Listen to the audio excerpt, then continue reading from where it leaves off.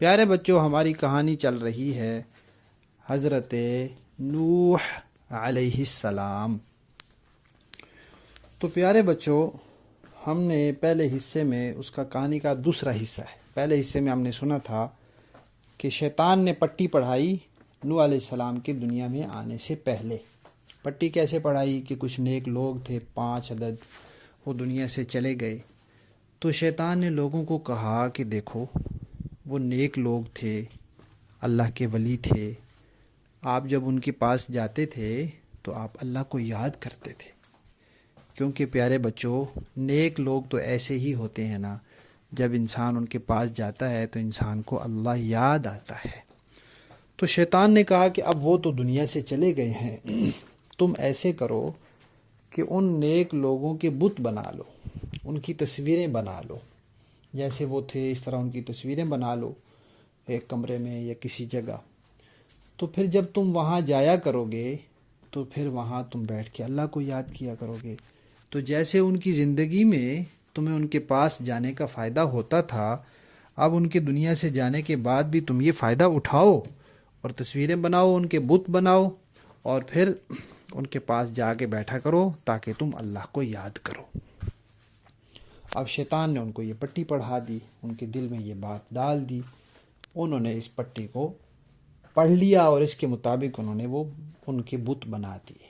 حالانکہ ان کو تو یہ سوچنا چاہیے تھا کہ یہ جو نیک لوگ تھے یہ خود ساری زندگی تصویر سے منع کرتے رہے، بت بنانے سے منع کرتے رہے، اور ہم ان کو ان کی باتوں کو نہ مانیں تو یہ تو گناہ کی بات ہے، کیونکہ انہوں نے دین کا مسئلہ بتایا ہوا ہے، شریعت کا مسئلہ بتایا ہوا ہے۔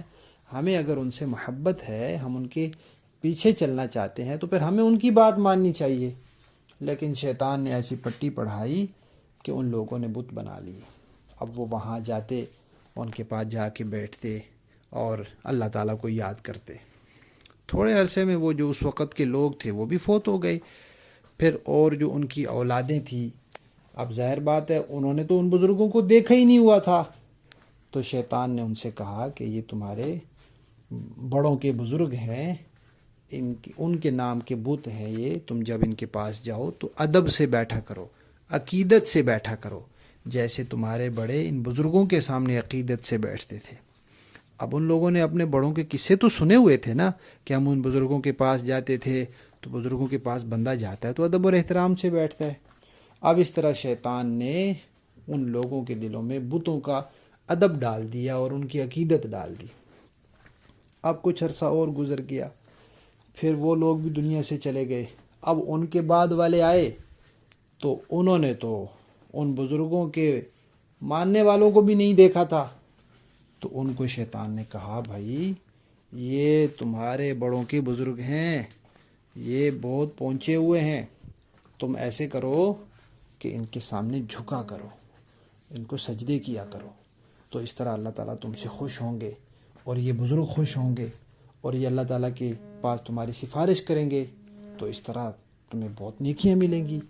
تو شیطان نے ان کو یہ پٹی پڑھائی تو ان لوگوں نے پھر ان بتوں کو سجدے کرنے شروع کر دیے۔